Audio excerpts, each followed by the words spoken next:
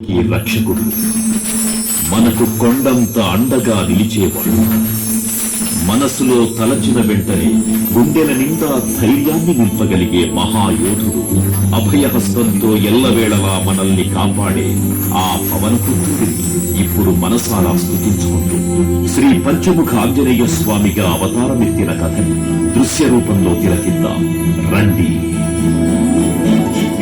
జనేయం ప్రసన్నాంజనేయం ప్రభాదిత్యకాయం ప్రకీర్తిప్రదాయం భజే వాయుపుత్రం భజే బాలగాత్రం భజేహం పవిత్రం భజే సూర్యమిత్రం భజే రుద్రరూపం భజే బ్రహ్మతేజం.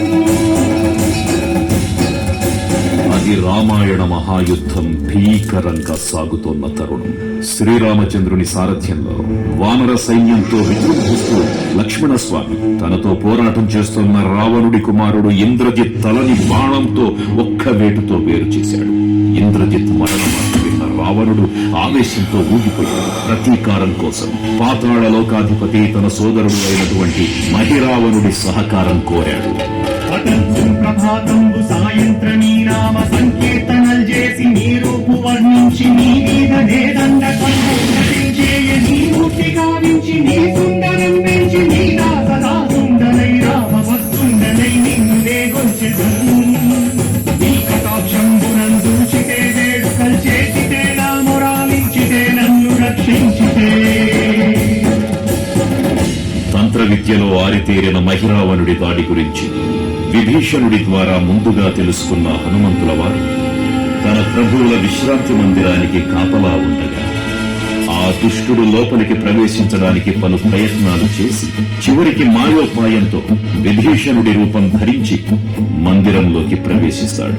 నిద్రిస్తున్న రామలక్ష్మణులను అపహరించి పాతాళ లోకానికి తీసుకుని పోతాడు.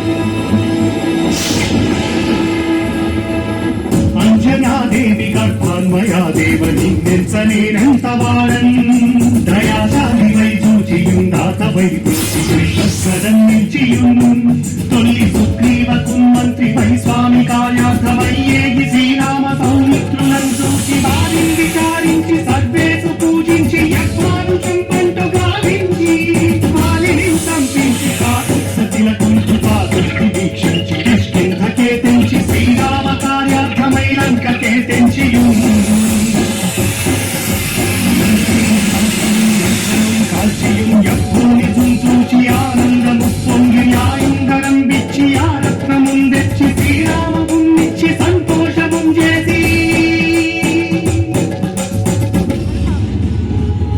తన ప్రభువులను కాపాడుకోవడానికి వాయువేగంతో పాతాళ లోకానికి చేరుకున్న ఆంజనేయ స్వామికి సగం మొసలి సగం వానర రూపంలో ఉన్న వింత జీవి ముఖద్వారం వద్ద కాపలా కాస్తూ కనిపిస్తుంది.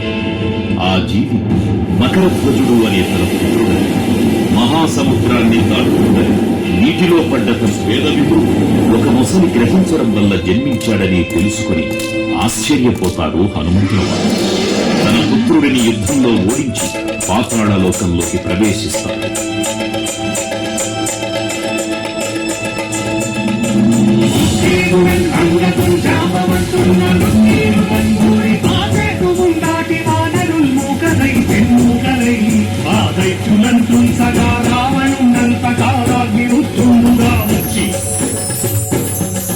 బ్రహ్మాండమైనట్టి ఆ శక్తిని వైచి ఆ లక్ష్మణుంపగానప్పుడే నీవు సంచీవిని తెచ్చి సౌమిత్రికి నిచ్చి ప్రాణం రక్షింపగా కుంభకర్ణాదులం నీరులంబోర శ్రీరామ బాణాగ్ని వారందరిం రావణుం చంపగానంత లోకం పురానందమయ్యుండ నవ్వేళనం విభీషణ్ వేడుకం తోడుకన్ వచ్చి పట్టాభిషేకంబు చేయించి సీతామహాదేవిని తెచ్చి శ్రీరాముకున్నిచ్చి అంతన్న అయోధ్యాపురించొచ్చి పట్టాభిషేకంబు సంరంభమైనా.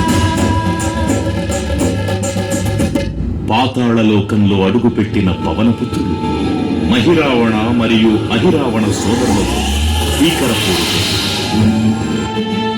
5 దిక్కులలో ఉన్న 5 దీపాలను ఒకేసారి ఆర్పడం ద్వారా మాత్రమే వారి మరణం సంభవిస్తుందని చెప్పగా అప్పుడు మహాబలి 5 ముఖాల ధారణ చేసి పంచముఖ ఆంజనేయునిగా అవతరించి ఏకకాలంలో 5 దీపాలను ఆర్పివేసి ఆ దుష్ట సోదరులను తుదముట్టిస్తాను. నీకన్నా నాకెవ్వరు కూర్మిలేరంచు నన్నుంచి శ్రీరామ భక్త ప్రశస్తంబుగా నిన్ను సేవించి నీ కీర్తనలు చేసిన పాపములు రాజ్యములు కలుగునే సామ్రాజ్యములు కలుగు సంపత్తులు కలుగునో వానరాకారయో ఉత్తమంగారయో పుణ్యసంకారయో ధీరయో వీర నీవే సమస్తం క్రియాతారక బ్రహ్మ మంత్రం వజ్రదేహంబును దాచి శ్రీరామయంచు మనస్ఫూటమైన ఎప్పుడు తప్పకన్ తనకు రాజిహ్వయందుంది నీ దీర్ఘదేహము త్రైలోక్య సంచారివై రామనామాచారివై సందేశముని ద్వారా కల్లోల వీర హనుమంత ఓంకార శబ్దంబులన్ భూత ప్రేతంబులన్ పెంటి సాశంబులన్ శాకిని ఘాతిని జాతులన్ గాలి దెయ్యంబులన్ నీరు వారంబులన్ దుట్టి నేరంబులన్ పట్టి నీ ముష్టిఘాతంబులన్